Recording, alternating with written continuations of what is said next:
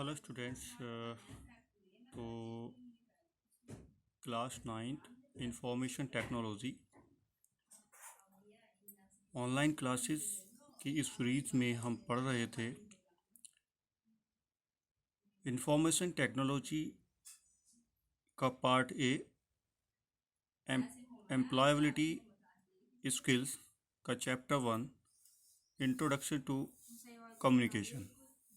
Okay, तो introduction to communication में हम पढ़ चुके हैं व्हाट इज कम्युनिकेशन, कम्युनिकेशन क्या है, why we need communication, okay, and some elements to use communication to make effective.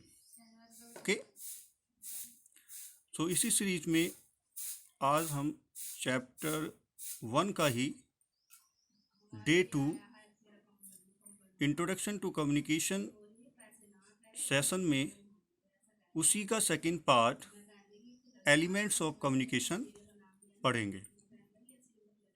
इससे पहले का पीडीएफ मैं आपको ऑलरेडी दे चुका हूँ। ये भी पीडीएफ इस वीडियो के ऑफलाइन होने के बाद आपको डिस्क्रिप्शन में मिल जाएगा। तो चलिए देखते हैं एलिमेंट ऑफ कम्युनिकेशन। इससे पहले हम रिवाइज कर लेते हैं कि कम्युनिकेशन क्या होता है। तो communication is a process to share your ideas, thought and feeling to someone face to face or using another medias or channel। अब हम देख लेते हैं उसका कि कम्युनिकेशन क्यों ज़रूरी है। देखिए, कम्युनिकेशन ज़रूरी है अपने फीलिंग्स को बहुत अच्छे से शेयर करने के लिए, अपने आइडियाज़ को शेयर करने के लिए, अपने थॉट्स को शेयर करने के लिए कम्युनिकेशन ज़रूरी है। क्योंकि जिसकी कम्युनिकेशन स्किल जितनी अच्छी होगी वो अपनी बात को उतनी अच्छी तरीके से एक्सप्रेस कर सकता है, रख सकता है। क्लियर? ये तो था पिछले टॉपिक का रिवीजन। अब हम आगे बढ़ते हैं और पढ़ते हैं elements of communication. Means communication जो प्रोसेस है, उस प्रोसेस में कौन कौन से एलिमेंट्स, कौन कौन से एलिमेंट्स उसमें ज़रूरी होते हैं एक कम्युनिकेशन प्रोसेस को क्रिएट करने के लिए। तो we know that communication is a two way exchange information. भाई हम जो है पहले से ही पढ़ा है और उसको मैंने एक डायग्राम भी मैंने आपको दिया था। तो उस डायग्राम को आपने स्टडी किया होगा तो उसमें साफ साफ दिख रहा है कि वहाँ पर टू वे कम्युनिकेशन का एक विजुलाइजेशन उस ग्राफ में था। तो टू वे कम्युनिकेशन क्यों कहते हैं इसको? क्योंकि एक तरफ से जो मैसेज जाता है, जो भी हम बोलते हैं, तो दूसरी तरफ से उसका रिप्लाई मिलता है। तो इसलिए इसको to way exchange information system भी कहा जाता है कम्युनिकेशन को। क्लियर? तो आइए देखते हैं कि ये टू वे कम्युनिकेशन कैसे है। तो इसमें बेसिकली अगर हम देखें तो केवल यहाँ पर दो चीज़ें ज़्यादा मेजर रोल प्ले करती हैं। पहला गिविंग और दूसरा रिसीविंग।